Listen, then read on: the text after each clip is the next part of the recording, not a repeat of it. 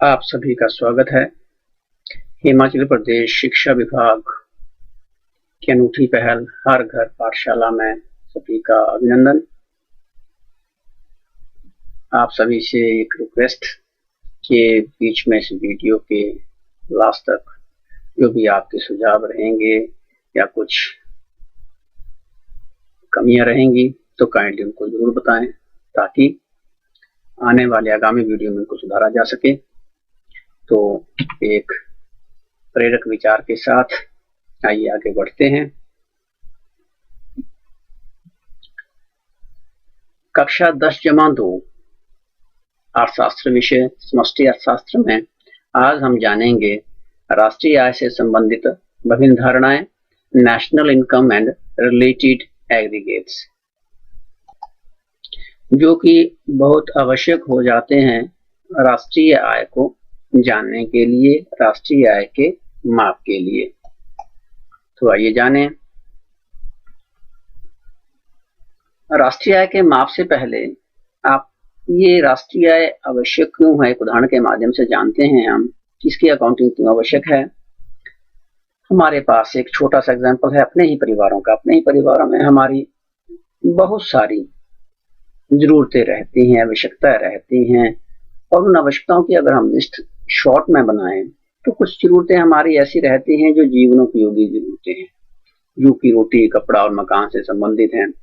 उनसे थोड़ी सी फिर जरा जब हमारी आवश्यकताएं पूरी हो जाती हैं तो आरामदायक वस्तुओं की तरफ हम बढ़ते हैं, जिनमें फिर गाड़ी, एसी, फ्रिज इत्यादि ये सारी चीजें हमारे पास आरामदायक वस्तुओं की लिस्ट हमारी बढ़ती चली जाती है। और फिर हम निवेश की तरफ भी सोचते हैं कि कहीं निवेश करें, जमीन लें, फ्लैट लें, है ना, बढ़िया आलीशान कहीं बंगला डालें। तो सारी हमारी एक जरूरत बन जाती है धीरे धीरे जैसे जैसे हमारा आय का स्तर बढ़ता है। और ये आय कैसे प्राप्त होती है हमारे पास, हमारे अपने ही परिवारों में आय के साधन क्या क्या रहते हैं।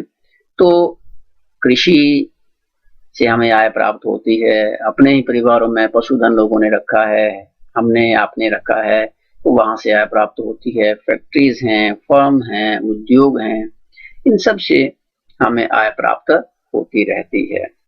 और तीसरी हमारे पास बात आ जाती है कि नौकरी भी करते हैं, दुकान, या ये जो हम आजकल मोबाइल के माध्यम से देखते हैं इंटरनेट, मोबाइल सेवा, या गाड़ी चलाते हैं, चाहे ये विभिन्न प्रकार की हमारे परिवारों के आय के साधन रहते हैं। ठीक इसी प्रकार जैसे हमारे जरूरतें रहती हैं, एक देश की भी आवश्यकताएं रहती हैं, जरूरतें रहती हैं।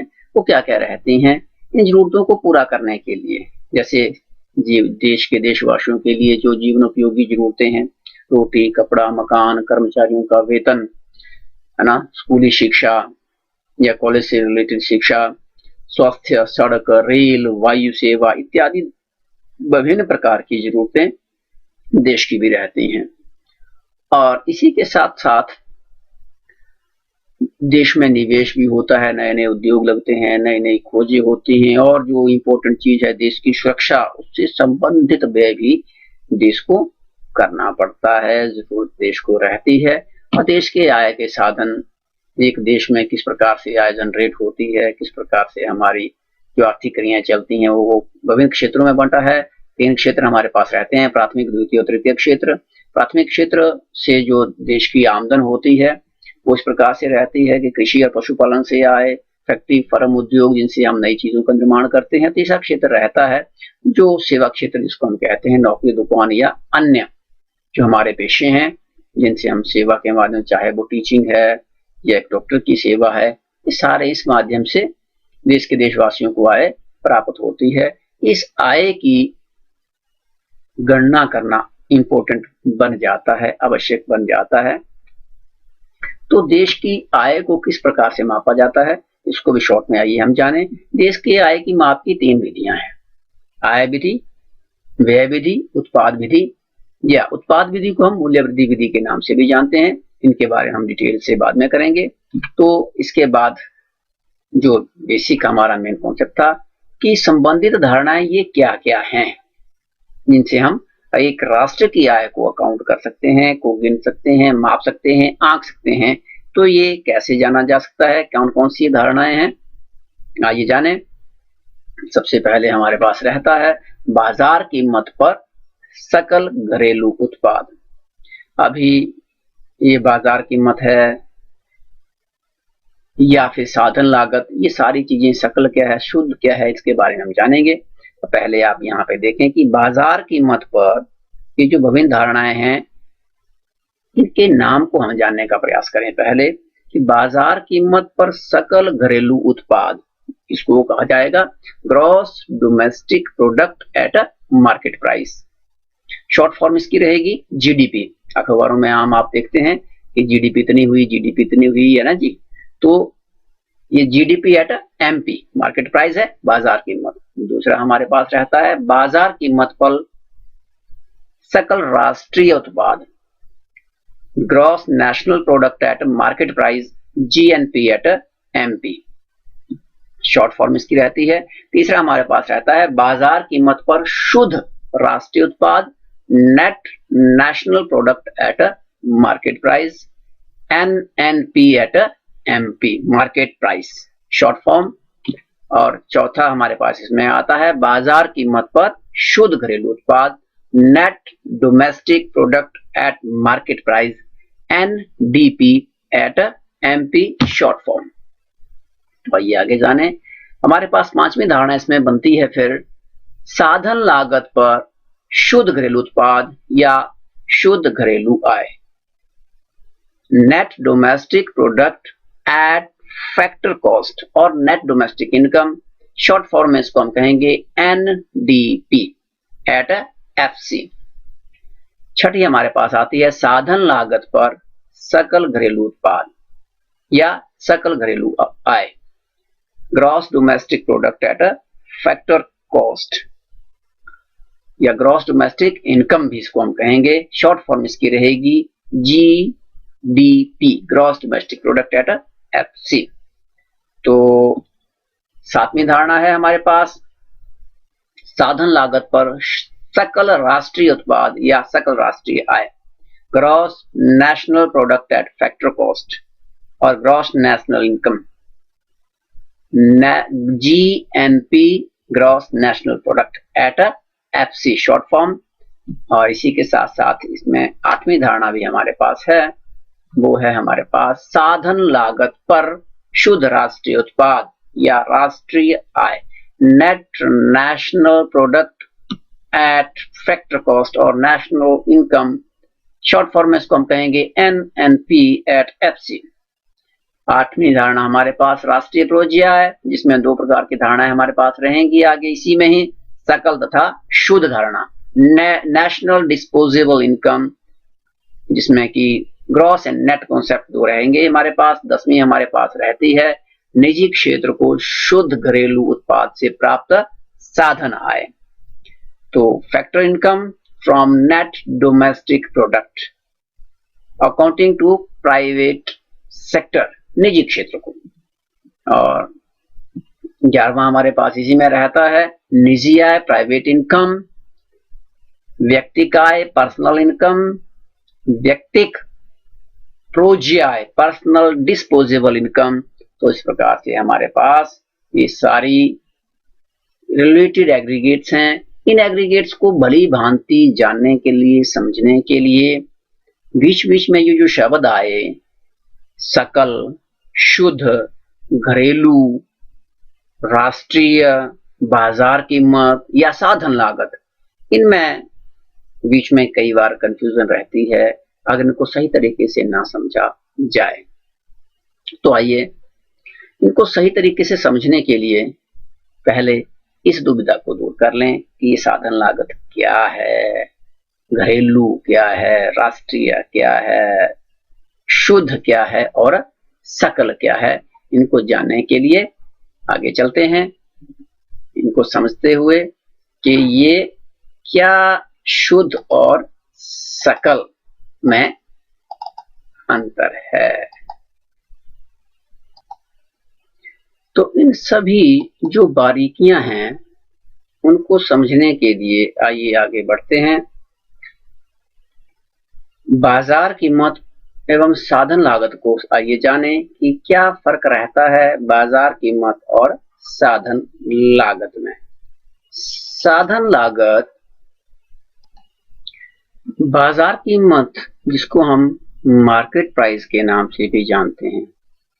बाजार कीमत एक व्यय दृष्टिकोण को बताती है कि व्यय दृष्टिकोण बाजार में जो वस्तुओं की कीमत होती है उसके आधार पर कुल उत्पादन की कीमत को जाना जाता है, और इसमें जो विशेष रूप से फर्क रहता है वो रहता है शुद्ध अप्रत्यक्ष कर का साधन लागत और बाजार कीमत में। तो शुद्ध अप्रत्यक्ष कर आप देख रहे हैं कि शुद्ध अप्रत्यक्ष कर क्या होते हैं। सरकार क्या करती है, टैक्स लगाती है। उन टैक्सेस में से जब आर्थिक सहायता को निकाल दिया जाता है तो जो हमारे पास बचता है वो अमाउंट होता है शुद्ध अप्रत्यक्ष कर।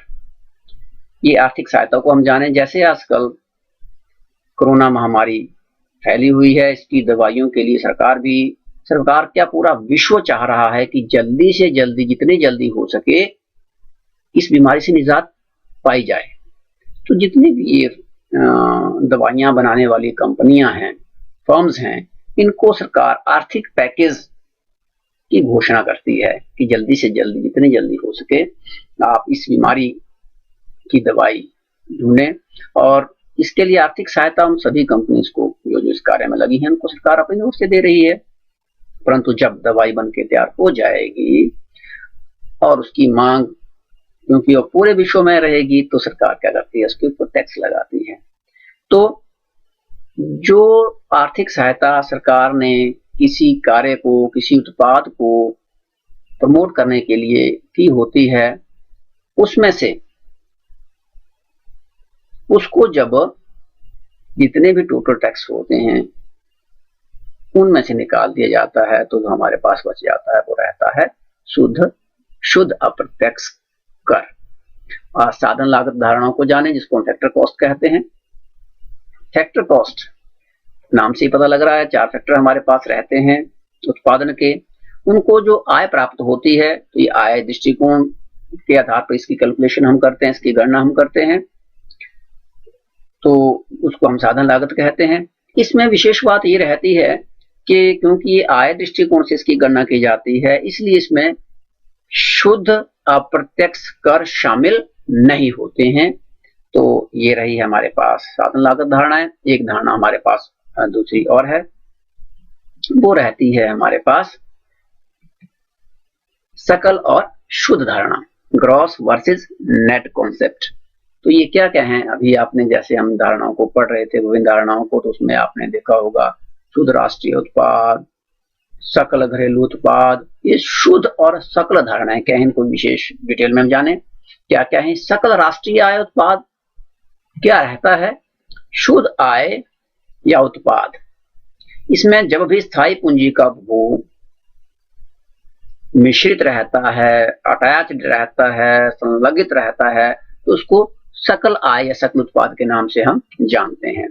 दूसरी धारणा हमारे पास आती है, इसी में ही दूसरा पॉइंट रहता है शुद्ध आय या शुद्ध उत्पाद क्या रहता है। सकल आय और उत्पाद में से यदि हम स्थायी पूंजी का उपभोग या जिसे हम मूल्य ह्रास के नाम से जानते हैं उसको निकाल देते हैं तो हमारे पास शुद्ध आय या उत्पाद बचता है। अब एक मन में प्रश्न आपके तैयार हो रहा होगा कि स्थायी पूंजी का उपभोग क्या रहता है, किसे हम मूल्य ह्रास कहेंगे, क्योंकि जब तक इसका पता नहीं चलेगा तब तक सकल और शुद्ध की धारणा हमारे लिए एक कॉम्प्लेक्स बना रहेगा इनका। तो आइए इसको भी जाने, क्या है ये मूल्य ह्रास क्या रहता है। जब भी हमारा किसी भी प्रकार का उत्पादकीय कार्य होता है उसमें सामान्य आम जो टूट फूट होती रहती है, मशीनरीज में होती रहती है, रिप्लेसमेंट होती रहती है, कुछ चीजें टूट जाती हैं, पुरानी होती हैं, घिस जाती हैं, तो उनको जो रिप्लेस किया जाता है तो वो खर्चे और अप्रचलन और आकस्मिक हानि, जो अचानक कोई दुर्घटना घट जाती है उसके एवज में फिर हमें भरपाई करनी पड़ती है। फर्म या उत्पादकीय इकाई को जो नुकसान रहता है वो आकस्मिक हानि जिसको हम कहते हैं। और तीसरी चीज इसमें रहती है अप्रचलन। शब्द को अगर ढंग से देखा जाए तो ऐसी तकनीक जिसका अब चलन नहीं रहा है, जिसका चलन अब नहीं रहा है, तो ऐसी भी कई बार उत्पादकीय इकाइयों को घाटा नुकसान रहता है।